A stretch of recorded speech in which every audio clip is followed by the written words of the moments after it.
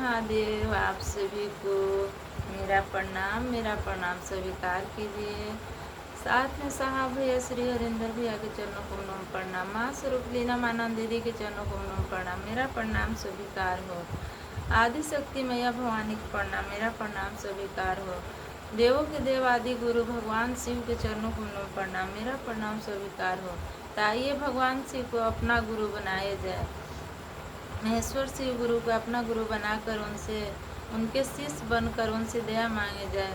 पहला में दया, दूसरा में चर्चा, तीसरा में नमः शिवाय से प्रणाम। सांस लेते समय नमः और छोड़ते समय शिवाय। तो पहला में दया मांगना है कि हे महादेव, आप मेरे गुरु हैं, मुझ पर दया कर दीजिए, मुझ शिष्य पर दया कर दीजिए। अगर हम लोग मतलब बहना है तो शिष्या बोल सकते हैं, और भैया गुरु भैया है तो वो शिष्य बोल सकते हैं कि मुझ शिष्य या मुझ शिष्य पर दया कर दीजिए हे महादेव। और दूसरा सूत्र में है एक दूसरे से बातचीत की है। हम अपने महेश्वर शिव गुरु का अपना गुरु मान लिए हैं। भैया दीदी आप लोग भी अपना गुरु बना के उनसे दया मांगे। हमारे गुरु बहुत कमाल के गुरु हैं, दया करते हैं।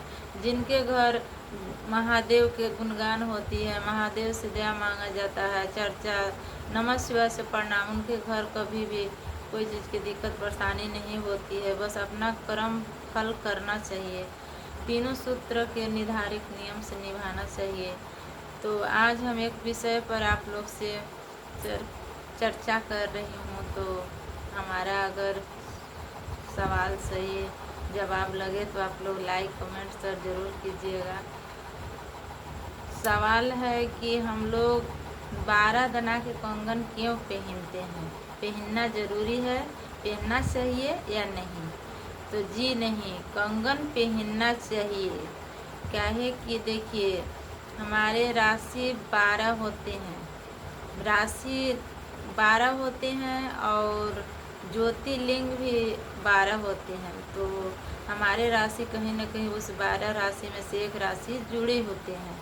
तो इसीलिए हमें 12 दाना के कंगन पहनना बहुत ज़रूरी है। क्या है कि हमारे ऊपर कोई दुख परेशानी दिक्कत आती है तो उस कंगन हमें उस दुख से बचाती है। कंगन अपने ऊपर दुख ले लेती है, या तो दाना टूट जाएगा या फिर किसी तरह कुछ न खुल जाएगा या टूट जाएगा, कंगन पर असर पड़ेगा, हम लोग के शरीर बच जाता है। तो इसीलिए कंगन पहनना बहुत ज़रूरी है।